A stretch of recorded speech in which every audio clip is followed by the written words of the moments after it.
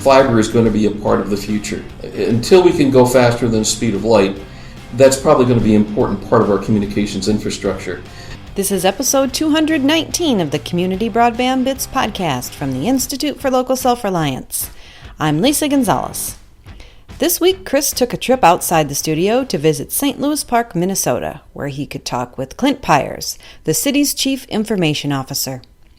Back in the 90s, the community began to realize a vision that continues to evolve, but always integrates its high-speed fiber optic network. In this interview, Clint describes how the city's partnership with the school district started them on a path that has led to better connectivity for the municipality, local businesses, and even a number of the city's municipal dwelling units. St. Louis Park is also implementing smart policies to expand fiber infrastructure as a way to encourage choice of internet access providers. Now here are Chris and St. Louis Park, Minnesota's Chief Information Officer, Clint Pyers. Welcome to another edition of the Community Broadband Bits podcast. I'm sitting here today with Clint Pyers, the Chief Information Officer for the City of St. Louis Park. Welcome to the show.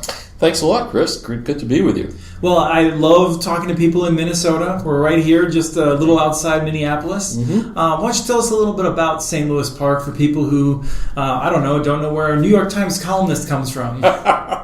We do have a lot of famous people from St. Louis Park, Tom Friedman being one of them. Right. The Coen brothers might be my favorite. Yeah, a lot of history here in St. Louis Park.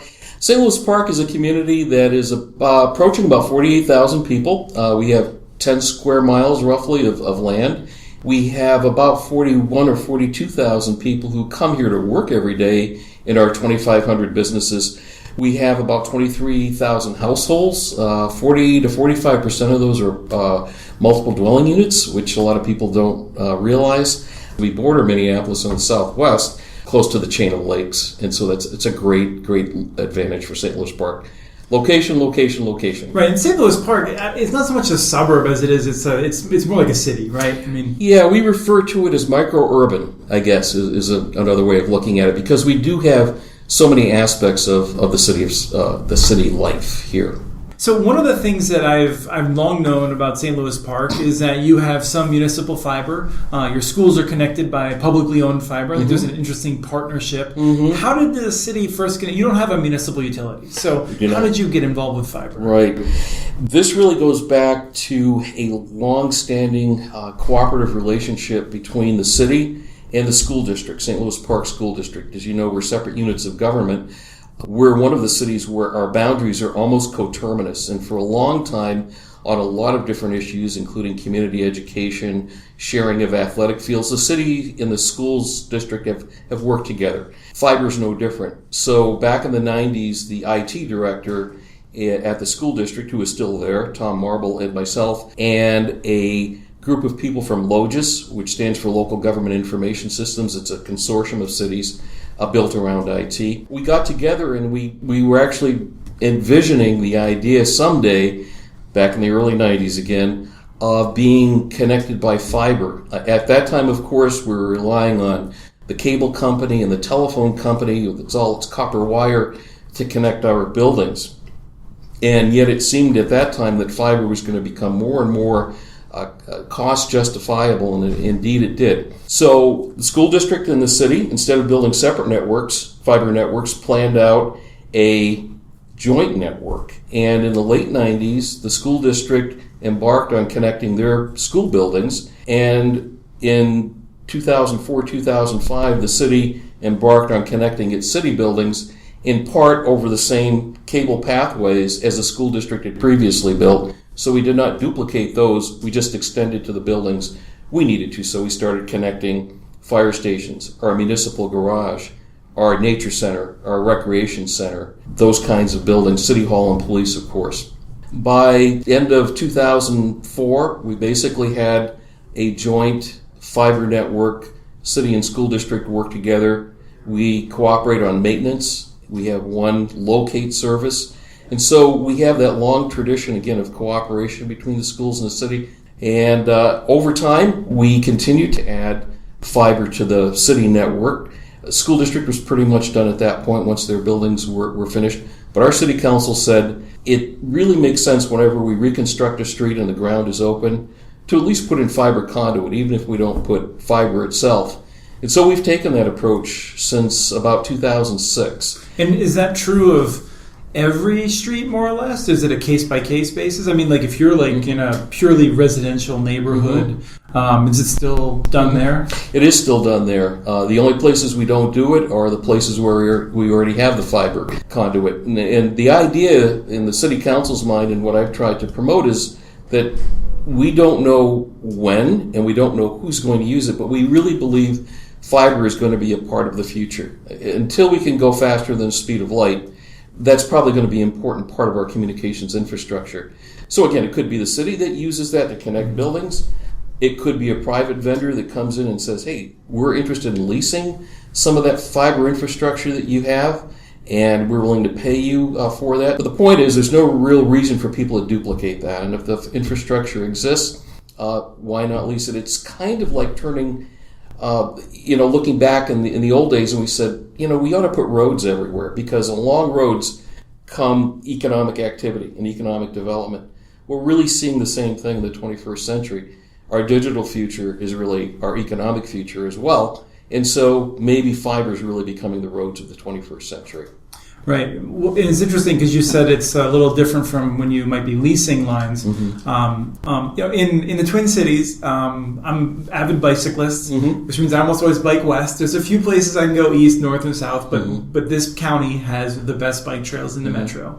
And so I'm often coming out this way. Your water towers, they have, you're leasing that space to telecommunications providers, and so leasing fiber is not that much different from that asset that you're already leasing. Right? Absolutely. We have 3 elevated water towers in St. Louis Park. We have long-term, indefeasible, rights of use agreements, basically, long-term agreements with many of the wireless carriers. And you're absolutely right, Chris. There's really no difference releasing this as a fiber asset. It's available. We identify what fibers we need now and in the future, and then the fibers that are still available are the ones that we're making available for lease. Right. Now, you have an official statement. Did you want to read that to us? Sure. What motivates the city council, or what they put down in print? Yeah, sure. I'd be happy to. City Council has set some major priorities between 2015 and 2025, and one of them was around broadband, and they basically entitled it St. Louis Park is a technology-connected community. And why is this important to the City Council and the City of St. Louis Park? What we believe as a community is broadband speed and capacity requirements continue to grow as technology and the internet continue to evolve. A community that is connected by a very robust and comprehensive broadband system will set itself apart and be better able to provide for economic growth, innovation, and community development. High-speed broadband enables the exchange of information in many different forms and is vital to the high-tech community as well as the medical industry and to the delivery of services in education, health, government, public safety, and for overall quality of life. And given the significant amount of fiber infrastructure in place that is owned by the city, which we recently discussed, we are uniquely situated to take advantage of the digital economy. And so that's the belief that our city council and our community has. And so we use that as a mechanism by which to create strategies and goals and action plans to achieve what that statement says. And of course, it's a long-term effort.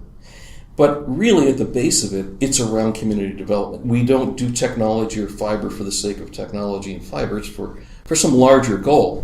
And that larger goal is around being a competitive city where we can attract and retain people who want to live here, who want to work here, and who want to stay here. And in order to do that, we need to do more than just be in a good location. That's a great help, but it's not enough. And so we think that broadband in all its forms, provided by a wide variety of players, certainly not just the city is just a partner in this, is one way of maintaining that attraction.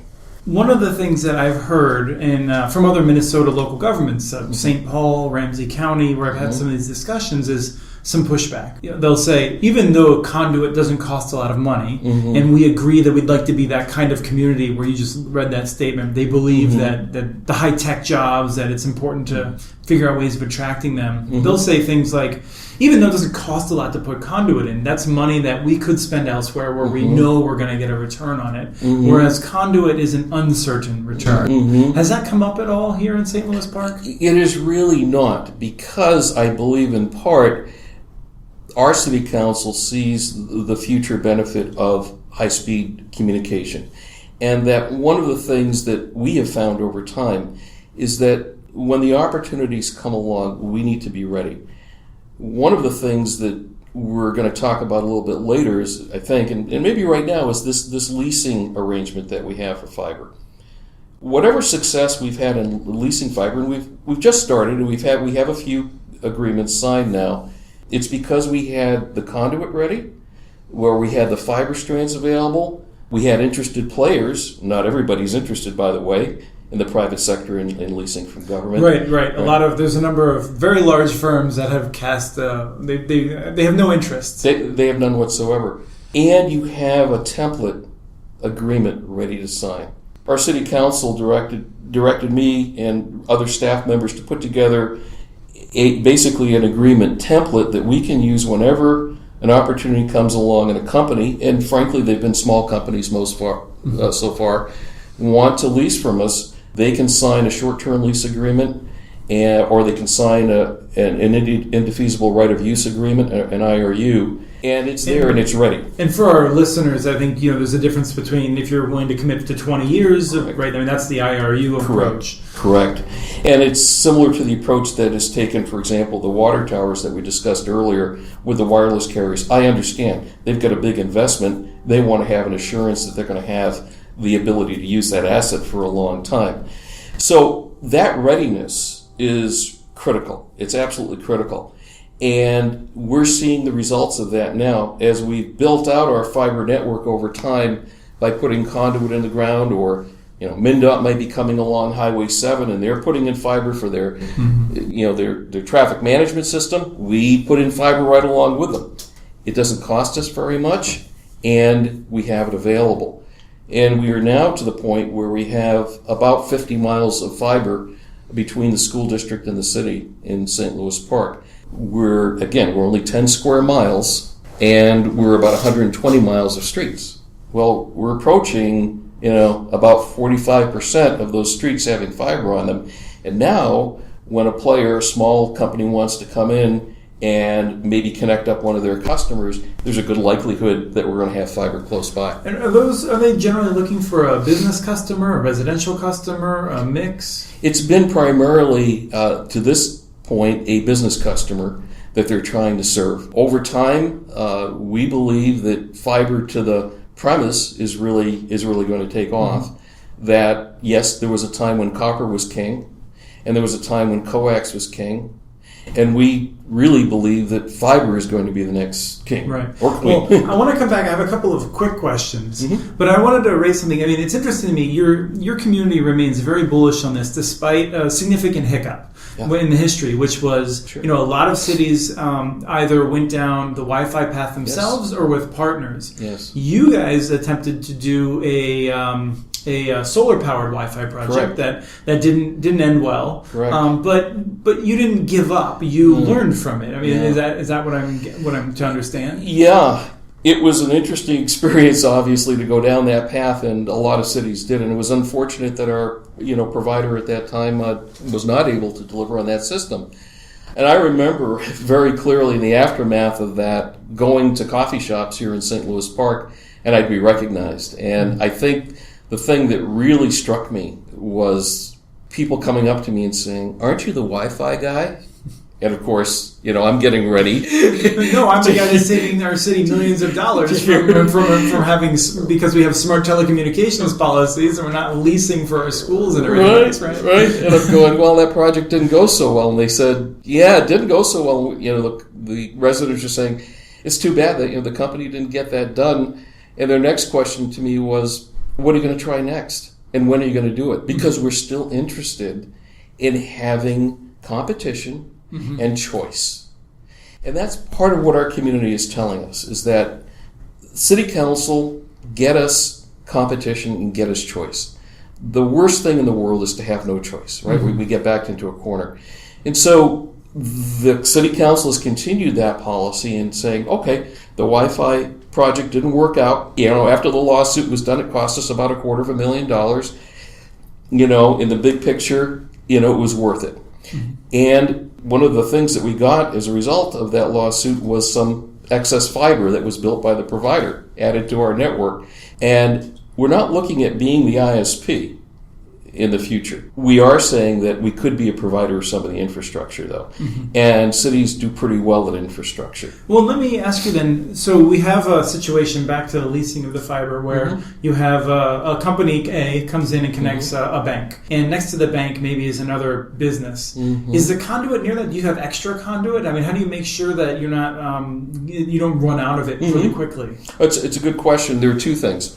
One, again, we identify the available strands of fiber that we have in any given conduit, and we're typically leasing fiber strands, not the entire conduit in which the fiber cable exists. The other thing that we did was we put in typically 2 conduits when we put in the fiber conduit infrastructure. The incremental cost to put in a second conduit when you're boring is very minimal. So now we have the ability to go back and add fiber to that empty conduit should we need that capacity in the future. And of course, as the cost of fiber continues to decrease, it becomes more advantageous to do that. So it's really 2 things. We're looking at using up the available strands that we have. We don't know how long that's going to take. Yes, it is a first come, first served to some degree in that regard, but we've made this available to any of the private sector players who are interested. And in the future, if we have more demand, we can go down that second conduit and add more fiber strands. Okay, and so then the last question on this, we're a little off script because I just get enthusiastic about where we go with this. But Sure. You're more of a technical person that has a lot of experience with this.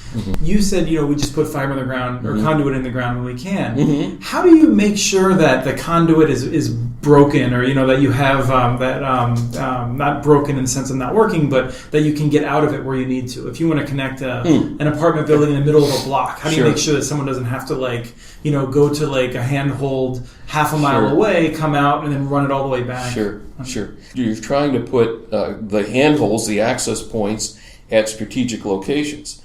It's also true that you can go back and add access points, handholds, along the fiber network where you need it if it happens to be that the ones you have don't serve that particular need. We're seeing that right now with folks who are coming in and leasing from us. And in fact, what they'll often do, and typically do, is put their own handhold next to our handhold to separate access, and then we'll just connect them via a conduit.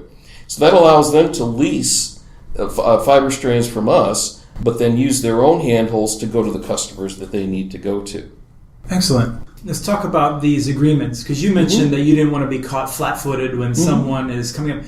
You presumably haven't negotiated these sorts of things before. Other cities will have the same sort of situation. How are you ready for the first negotiation to make sure that you have done all your homework and you can make it easy on the provider? Right. We kept getting approached by different people and we weren't ready. They weren't all that serious at that point, but they were approaching us. And these are maybe local firms? Yeah, local, for the most part, local small firms. They might be looking to connect apartment buildings and businesses and that sort of thing. Right, and what they're looking for is a way to get from point A to point B without having to build their own infrastructure and lease from us instead if we happen to have the conduit there. So what we did was we engaged a consulting firm, Columbia Telecommunications Corporation, which has done work for us in the past. And which almost everyone knows is CTC. CTC, right? Exactly. They do some great work. They had done a fiber study for us in 2012. One of their employees lives here at St. Louis Park, or at least she had. That's right. That's right. We engaged them to study rates for fiber leasing around the country, and it was all over the board. But we got a sense of what going rates were. And there were a couple communities here locally that were starting to embark on leasing fiber. So we got a sense of what those rates were, and those are the rates that we essentially built into our template agreement. So now it makes it easy we've got all the other conditions there, and then we have this area that identifies the segment that is being leased, the length of that segment, and then times a price per strand per mile, and that allows us to complete the agreement, essentially, as long as the provider is okay with that particular rate. Now, in some cases, we're looking at swapping assets as well. Let's say there's a company that comes in and says, we'd like to lease this from you, and in exchange, we have this other asset, and if you find it valuable, would you be interested in that in lieu of a per strand per mile rate? And that's another way of doing it. So we may be looking for connectivity in a part of town where we don't have it for some reason, and we're being offered that. We'll take that in exchange. Of course, we have to assign a value to that is at least equivalent to what we would have gotten through the payment. Great. This is all it's really wonderful. I keep thinking to myself, it just, either you have the most enlightened city council ever, or there's been a lot of background work, right? Because I remember we did this case study on Santa Monica, which has also done tremendous work around this, and I was speaking with Jory Wolf about it, and I would say, it seems to me amazing that they let you reinvest the savings that you created. And he said, well, yeah, but I did a lot of work explaining the value and that sort of thing. Do you have advice for other CIOs or people that are working with the council that might be doubtful as to why all of this effort is worth it? I think it has to do with looking ahead and being willing to take some risks. And obviously, we're one of those communities that have taken some risks, and they all haven't worked out. And the Wi-Fi program is a good example of that. There has to be a culture in this community, not just the city council, but the community as a whole, that says, we expect our government to be on the cutting edge. We expect the government to be looking ahead to keep this a healthy place. We need to be looking in the future. We've had and are on our third round of Vision St. Louis Park. What was Vision St. Louis Park? It was the community telling the city council what it wanted St. Louis Park to be. Housing, transportation, economic development, redevelopment. Same thing happened in 2005. The same thing's happening again 10 years later. We're just starting a new process. So from that big cultural movement of looking forward for the next 10 years comes the attitude that we need to prepare in all ways. And one of those ways is communications and the ability for people to live here and to work here in a very dynamic way, and in a way that enables them to connect to the rest of the world. And when you have a culture like that, it allows for these kinds of efforts. So I don't think it's about the technology itself. I think it's about creating a culture that says we're willing to take some risks for the sake of succeeding, with the idea of succeeding, and the idea that, you won't necessarily succeed every time, but you're moving the ball down the field, and you're thinking forward. You're not thinking back. You can't be afraid. You've really got to be willing to try some new things. Again, our city council, if you were to be in a meeting with me and them, you would find them being more aggressive than me. I'm probably the more conservative one, because I do know what goes into making these things work. Nevertheless, they're the ones who provide me with the inspiration and the adrenaline to say, let's try some new things. Because no matter what's happened in the past, you know what? Our community still wants to try new things. Well, I think it's just worth making sure people are aware. I mean, you have Comcast here. I'm sure you have some of the best service that Comcast provides in any of its markets in the Twin Cities. I'm guessing CenturyLink has made some of its gigabit investments in this community. You're not a backwater where you have to, but you're looking at providing a choice and making sure that you're ready for the future. Right. We have a CLEC that's providing, a lot of their services, including fiber. The last mile still may be copper in most cases. Comcast is doing something similar with coax and fiber.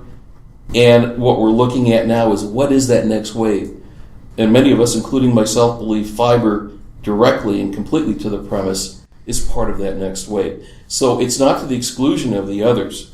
It's to add a choice to the others. And it's to provide some competition that hopefully makes the pricing better for our residents and businesses as well. But also to say, if we're going to take advantage of what's coming in the future technologically, we believe that fiber provides the capacity for that in a way that very few, if any other, technologies really do. Well, and that leads us really nicely into the final topic, which is apartment buildings. Yes. But in the back of my head, I've been meaning to work this in somewhere, and that's just, in addition to providing that vision for the future, have you ever calculated the kind of cost savings you're seeing by self-provisioning just for the municipal assets? Sure. In fact, that kind of goes back in history to when we first connected the city buildings. So in 2003, when we were doing this analysis, at that time, we were paying approximately $45,000 a year to connect our city buildings and network them and connect them to the intranet, which was, starting to take off, and the web, of course, was starting to take off. What we discovered was that it would cost us about $380,000 to connect all of our city buildings with fiber ourselves. Well, your ROI, is maybe 8 or 9 years. Right. With all the operations, it could be 10 or 11. Sure. Yeah. And so, of course, you look at the obsolescence factor, right? Is fiber going to deteriorate? And if so, how long is it going to take? And secondly, is it going to become obsolete? So you guess, and you don't have to guess too hard, because we've had transatlantic and transoceanic fiber for a long time that isn't deteriorating very fast. So we figured that the life of that asset's going to far exceed 8 or 9 years. And then we looked at the potential obsolescence, and again, until things can go faster than the speed of light, it's probably going to be a player. And it became an easy justification to say to our city council, we'll get our money back within about 8 or 9 years. We're going to build the capacity in fiber and have the capacity in fiber for bandwidth that it far exceeds T1 lines back in the old days, you remember. Mm-hmm. And you were looking at like to get 1 megabyte per building that we were sharing. Right, and that cost allocation for a 9-year payback requires that you would have paid $45,000 a year continuously. Correct. When in fact we know that probably you would have been closer to $500,000 a year by the end of that 10-year cycle. Exactly. That prices weren't going down at that time. Right, they're going up, and then your needs go up, and not just that. I mean, I would guess that. Owning your own network provides you with a higher degree of reliability, right. And that's when your first responders are dependent on that network. You need to make sure that you really have full control of it. Exactly. And that's what led into then, of course, when you own a fiber optic network, part of what you're relying on is the availability. And much of what we've done in the city here and putting in fiber and conduit in some of these construction projects is it's enabled us to get redundant paths to the different city buildings. Because there was something called fiber cuts. Right. And we had a tornado came through not far from here, just 2 or 3 years ago. Sure. And, that's the other beauty part, of course. All of our fiber infrastructure is underground, in our case. So we're far less susceptible to above-ground damage on poles and things like that. So our reliance on it is great, but so is our availability. And you put all those factors together of cost, the ROI, the speed, and it became a fairly easy decision for this city council to say, go forward and do this. And as the benefits accrue, right, because first we were carrying data between the buildings, and then we were able to add telephones when we went to voice over IP, and then we were able to add video for surveillance cameras, and then we were able to connect our 800 megahertz system via fiber instead of building a giant tower to the Hennepin County Sheriff's Office. And now you've got those 4 different types of technologies that you're able to carry over 2 fiber strands to each building. The benefits just grow and grow and grow. Our staff sees it, our city council sees it. It really has paid off. Okay, so I mentioned that we were going to lead into the apartment buildings. Yes. Sure. So this is something that has come up in cities across the country where they're trying to figure out how, certainly you're looking at a good solution for the single-family units, single-family homes, where person owning a home, they can choose what provider they have. Mm-hmm. If you're renting, you may not have that choice. Right. And so, as I understand it, you've worked out some voluntary agreements, and maybe there will be some opportunity in the future to put that into a requirement. Mm-hmm. But let's start with where you are. What have you done with some of the, I'd say, more forward-thinking building managers and landlords? Right. Well, another piece, Chris, that came out of the 2012 fiber study was the idea of working with MDUs or mixed-use developments where there's maybe commercial as well as residential use of buildings, and trying to find a way to encourage them to provide the capacity for broadband within their buildings as they're developing them. So we started with newer developments, and it's typically redevelopments. As you know, St. Louis Park is a pretty fully developed community. So when we see development, it's usually something else being torn down and something new being built. So we started a couple of years ago working with some of the new developments. We have been able to encourage them to provide broadband capacity within their buildings and to their buildings. So specifically what ends up happening, and the way we've written up some of these voluntary agreements, is to first try to be reasonable. What's going to work for the developer and what's going to be most cost effective for the developer. The idea is to build capacity in the form of a 2-inch conduit between their building and the public right-of-way, where there typically are telecommunication providers or will be telecommunication providers in the future, high-speed telecommunication providers. And that conduit goes to their point of presence, their telecommunications point of presence in their building. And then from that point of presence, it goes to each of their wiring closets, typically one per floor. And then from those wiring closets, we're requiring 2 connections to each living unit and working unit that are capable of gigabit speeds. So Cat 5e, Cat 6, basically. Right, exactly. The carrot here, if there's a carrot, is to say, look, we can provide you those specifications, and when a high-speed provider comes down the road in the future, literally down the road, they'll be able to tie into the conduit that you've put out there, and that will give you an additional provider beyond the current cable company and the current telephone company. This will make you broadband ready for them, and when they do come along, they'll know you're there. It's easy for them to get in because the cost of doing that retroactively after the building is built is pretty high. Mm-hmm. While there's no building there, it's easy to add this capacity now as you're building, and it's less expensive, and it'll be more attractive, presumably for your clients as well, to know that your living units and your working units are already waiting for that provider to come by. Now, that is conjecturing that someday in the future, broadband is going to be available pretty ubiquitously throughout this community, and that people will want it. From a different provider. From a third provider. Right, and when you look at the kind of investments we're seeing, increasingly those apartment buildings that are ready for competition and have landlords that are ready to welcome that in, it's a really ripe target for some of these smaller firms or Google, Right. So you have a range of companies that are looking for those kinds of opportunities, especially when this landlord will know that the city has a way of, in most cases or in many cases, helping a provider get from Minneapolis perhaps to that wiring closet. You know, it's not like a small firm will have to build their fiber network all the way down the street to finally connect to that apartment building. Right. And now we've seen this with U.S. Internet in Minneapolis. And of course, those buildings existed.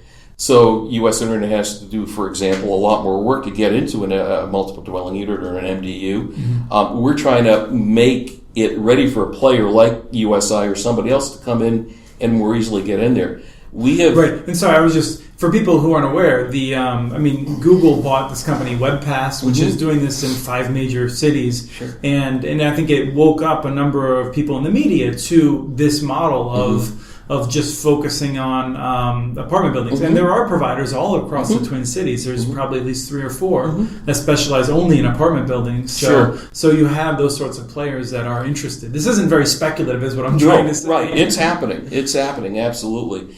And it's really been interesting because in the 7 deals that we've been able to negotiate without any ordinance, handshake agreements with landlords. Well, it's more than the handshakes. We put it in there's usually a development agreement, but we didn't have an ordinance in place that required it. So we sat down with them and said, here's what we think is good for you, for the business, and what's good for the people who are coming here to, let's say, live or work in that mixed-use development. And the developers get it. They understand. And what this does is simply clarify for them what they need in order to be prepared. But we've had no none of these 7 developers go away and say, this is a bad idea. Which would be their right if they wanted to. It would be. It would be, absolutely. So we've been able to use them as essentially an experiment to say, can we make this work? We've made it work voluntarily, and now we're putting those same requirements, yes, in the form of an ordinance, just to make it simpler. But because we haven't had any resistance to this, because I truly believe the market is going in this direction anyway, and that smart developers understand that, again, we've just clarified it for them, and now we can kind of go forward and make it a standard requirement. We were able to do a deal some time ago with the West End development over there on Park Place Boulevard and 394 back in 2008 when that went live. And part of that development agreement included something like this, not quite as mature as this, but we did get very similar requirements put in with Duke Realty at the time for the West End. So I do believe that the developers don't see this as an onerous kind of thing. They see it as a smart thing to do. Are these all new buildings? The ones that we have done thus far are new buildings, with one exception, and that is Meadowbrook Manor, which has been here for quite a long time. And they voluntarily, as they're redeveloping part of their complex, putting in a new clubhouse, said, yeah, we'd like to put conduit in from that new clubhouse out to the public right of way, and we're hopeful that somebody's going to come in and serve us as well. The reason I ask is that there is a significant group of of building managers or landlords that are saying, we prefer to get these marketing payments, which is what they're called, from the incumbent provider, and we prefer to try to limit our tenants to just one option because that gives us an extra $20,000, $30,000 a month, depending on the size of the unit. I mean, just throwing some numbers out there. Sure. And that sounds like maybe, are you dealing with developers rather than the building managers? And it's earlier in the process, and maybe they're more receptive at that point? Correct, yeah. And of course, that's a gray area sometimes. When does the management come in and you're starting to deal with them versus the developers themselves? But at this point, yes, we've been dealing during the development agreement period. I understand what you're saying, and of course it's the right of that building owner and manager to have whatever agreement they want. What I believe is people like competition. People like choice. That's such a theme that we hear from our residents and businesses. And that's something we can help do. We can't be the provider, but we can set the environment in which choice and competition can really exist.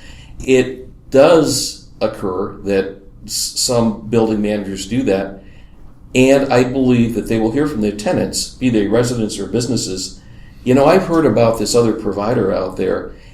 Have you thought about allowing them into the building? And if that other provider's offering is compelling enough, I truly believe that will shift the manager's stance. Great. Well, this has been terrific. I really appreciate you taking all this time to walk us through it. I think you're doing some really great stuff. In my work with Next Century Cities, we deal with people around the country that are coming to us and saying, where has anyone done this MDU agreement? And I think you might actually be the second. Although the people that did it first in Loma Linda, California, it's more or less incomprehensible to most of us what they did. And the way you're doing it, I think, will actually be replicable more widely. One of the other areas we're looking at is single-family homes, not trying to make it onerous on the homeowner either. And I believe that the fact that we're going down most residential streets here, as we have the opportunity to put in fiber infrastructure, is about the most and the best that we can do. Because if I look at other examples, let's say next door in Minneapolis, if the conduit is in the ground in a residential area, it's relatively easy, it's nothing's easy, relatively easy for the provider to go from there into each of the homes. And I'm not sure they have to do exactly the same things that an MDU or other complex would have. But it's an exciting time to be here, and it's an exciting time to be working in fiber and really looking at the future and sort of like planting a tree. This will, I hope, long outlive me. Terrific. Well, thank you. Thank you very much for your time. That was Chris talking to Clint Pyers, Chief Information Officer from St. Louis Park, Minnesota. They were talking about the community's fiber network and the policies they use to encourage expansion and competition. Remember, we have transcripts for this and other Community Broadband Bits podcasts available at muninetworks.org/broadbandbits. Email us at podcast@muninetworks.org with your ideas for the show. Follow Chris on Twitter. His handle is @CommunityNets. You can also follow MuniNetworks.org stories on Twitter, where the handle is @MuniNetworks.org. Thank you to the group Roller Genoa for their song Safe and Warm in Hunter's Arms, licensed through Creative Commons. And thank you for listening to episode 219 of the Community Broadband Bits podcast.